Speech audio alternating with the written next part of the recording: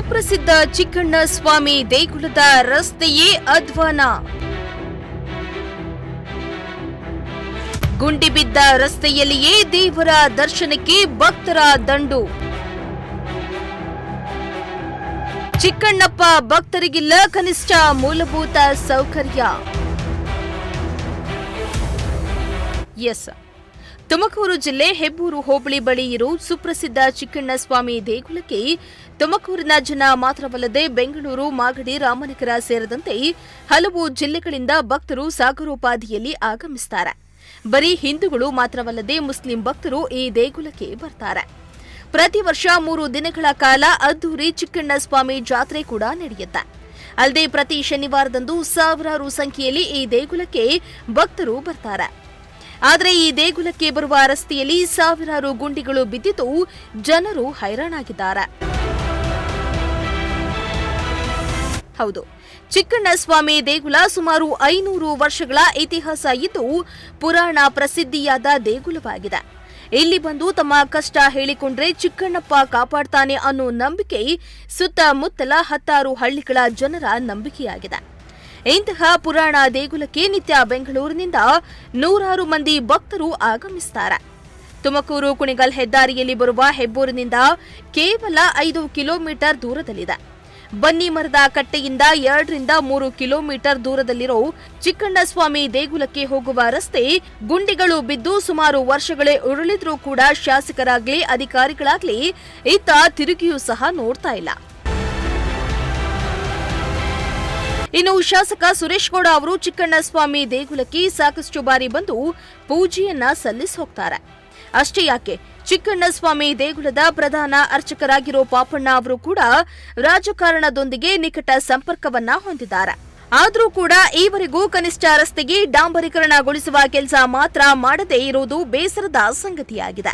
ಈ ಬಗ್ಗೆ ಚಿಕ್ಕಣ್ಣಸ್ವಾಮಿ ದೇಗುಲದ ಮುಖ್ಯ ಅರ್ಚಕರಾದ ಪಾಪಣ್ಣ ಮಾತನಾಡಿ, ಎಷ್ಟೋ ಬಾರಿ ಪಂಚಾಯಿತಿಗೆ ಮನವಿಯನ್ನ ಸಲ್ಲಿಸಿದ್ರೂ ಯಾವುದೇ ಪ್ರಯೋಜನ ಆಗ್ತಾ ಇಲ್ಲ. ಅಲ್ಲದೆ ಶಾಸಕ ಸುರೇಶ್ ಗೌಡರ ಬಳಿಯೂ ಮನವಿಯನ್ನ ಮಾಡಿದ್ದೇವೆ. ಆದರೆ ಅಭಿವೃದ್ಧಿ ಮಾಡಲು ಸರ್ಕಾರದಿಂದ ಹಣ ಬರ್ತಿಲ್ಲ ಅಂತ ಸರ್ಕಾರದ ಕಡೆ ಬೆಟ್ಟು ಮಾಡ್ತಾರೆ ಅಂತ ಹೇಳ್ತಾರೆ.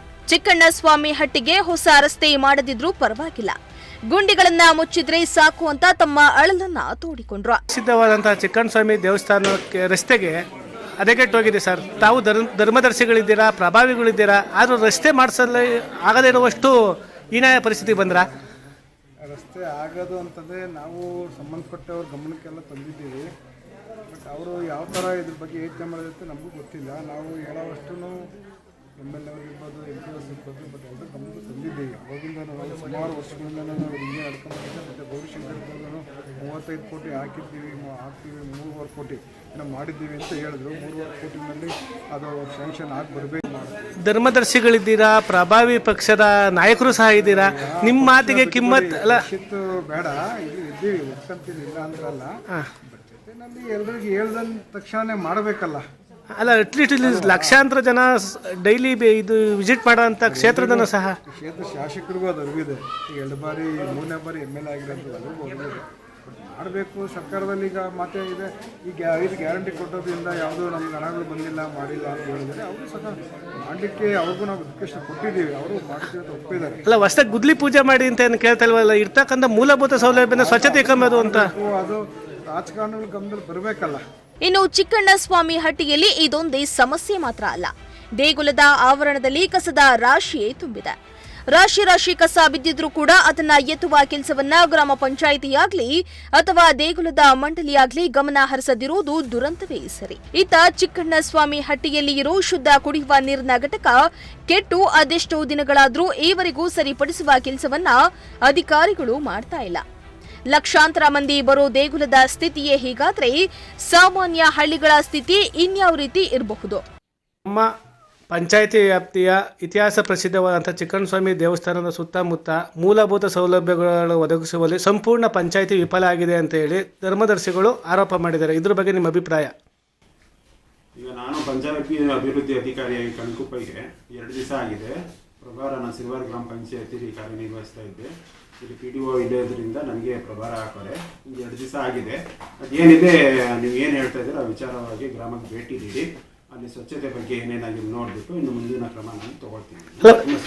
ಅಲ್ಲ ಸರ್, ಪಂಚಾಯತಿಗಳು ಮೂಲಭೂತ ಸೌಕರ್ಯನ ಸ್ವಚ್ಛತೆ, ಚರಂಡಿ ಸ್ವಚ್ಛತೆ ಪ್ಲಸ್ ಕುಡಿಯೋ ನೀರಿಗೆ ಆದ್ಯತೆ ಕೊಡಬೇಕಲ್ವಾ? ಅಂದರೆ ಈ ಹಿಂದೆ ಇರ್ತಕ್ಕಂಥ ಪಿ ಡಿ ಒ ಇದ್ರ ಬಗ್ಗೆ ಗಮನ ಹರಿಸಿಲ್ಲ ಅಂತ ಹೇಳ್ತೀರಾ? ಗೊತ್ತಿಲ್ಲ, ನನಗೆ ಗೊತ್ತಿಲ್ಲ. ನಾನು ಇವಾಗ ಬಂದಿದ್ದೀನಿ, ನೋಡೋಣ, ಸ್ಥಳಕ್ಕೆ ಭೇಟಿ ನೀಡಿ ಮುಂದಿನ ಕ್ರಮ ತಗೊಂಡು ಆಮೇಲೆ.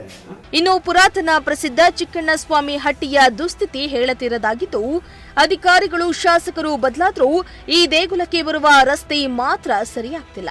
ಇನ್ನಾದ್ರೂ ಶಾಸಕರು ಇತ್ತ ಗಮನ ಹರಿಸಿ ರಸ್ತೆಗೆ ಟಾರ್ ಹಾಕಿಸಿ ಸಾವಿರಾರು ಭಕ್ತರಿಗೆ ಅನುಕೂಲ ಮಾಡಿಕೊಡ್ಬೇಕಾಗಿದೆ. ಶ್ರೀನಿವಾಸ ಸೊಪ್ನಳ್ಳಿ, ಪ್ರಜಾಶಕ್ತಿ ಟಿವಿ, ತುಮಕೂರು.